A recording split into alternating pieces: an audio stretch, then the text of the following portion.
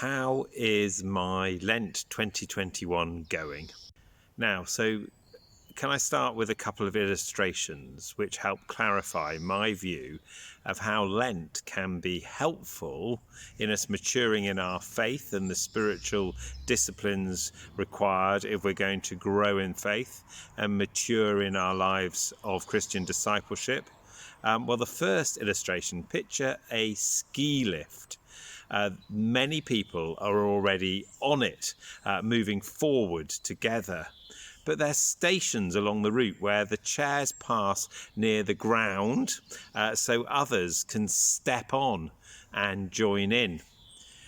Lent, I think, is like such an entry point to that ski lift. Then, secondly, picture bicycles with that extra electric motor you can switch on when you need to get a boost to get up a hill. But actually, generally, you are in charge of moving forward through pedalling during all the other moments of that journey. Lent is like when you press that switch which connects the battery, and the motor then offers that helpful boost of energy.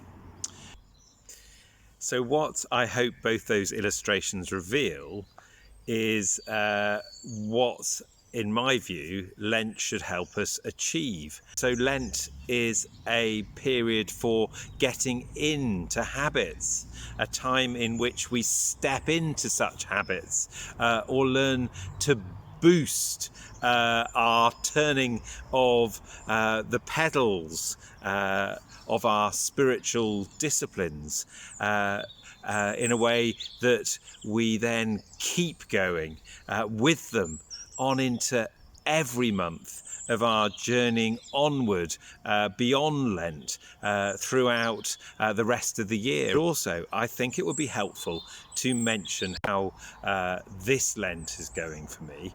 Links back to my experiences during past Lents, which have helped me step deeper into my faith and its need for daily disciplines. And an example from not so very long ago. Back in 2018, I took my first ever sabbatical, and during that sabbatical, I focused on the theme and practice of Sabbath rest, and a second focus was the prayerful revisiting of previously influential places in my life and the associated experiences.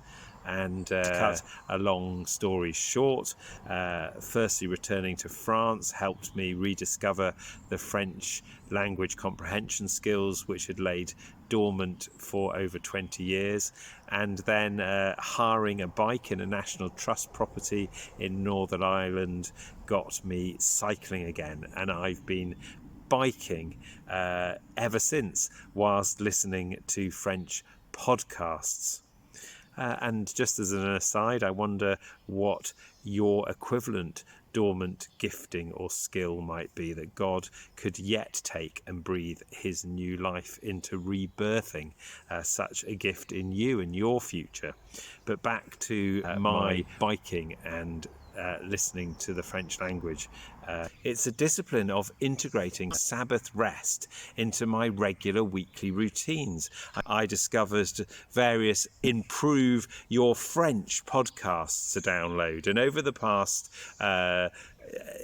2.5 years, something like that, my understanding of French has become pretty good. So this year's Lent is the first where my French understanding has been good enough to include some French language resources amongst those I have used to assist me.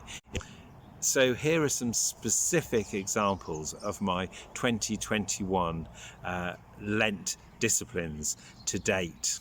I've been using the Church of England Live Lent podcast every day.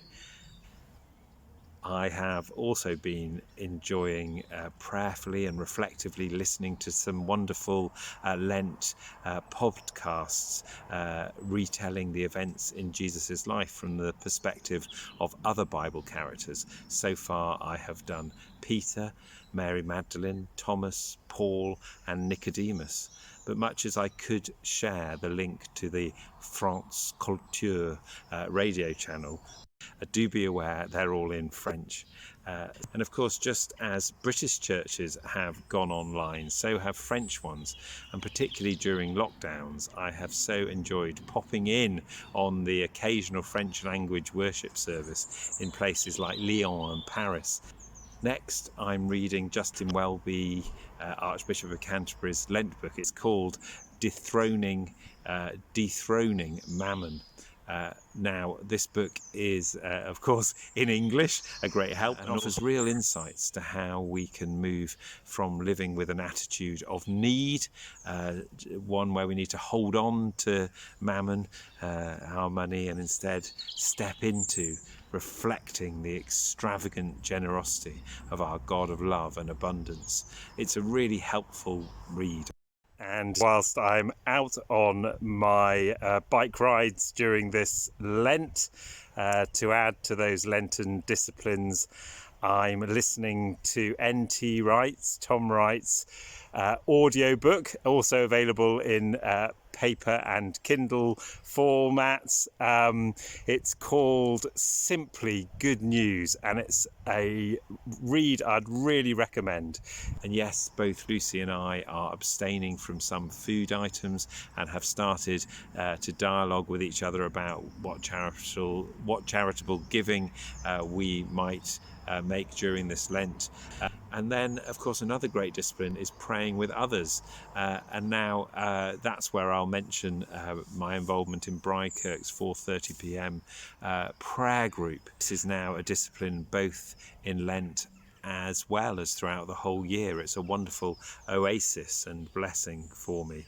Also, there are those opportunities I take up both to lead and to join in with the Grasmoor Mission Community Facebook night prayer. So it's time to conclude. Firstly, thank you to Chris Shaw, who is offering the prayers in this Grasmoor 2795, and I understand she's going to cover some requests that I've submitted linked to the issues I've been sharing here.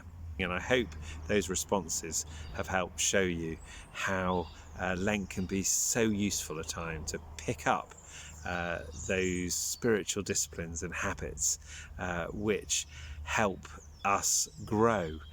So I really hope God blesses you this Lent, and I hope, like me, you find that those things that you get into the habits of doing in this time then go on to bless you in all the other months and years of your following and growing in Jesus that lie ahead.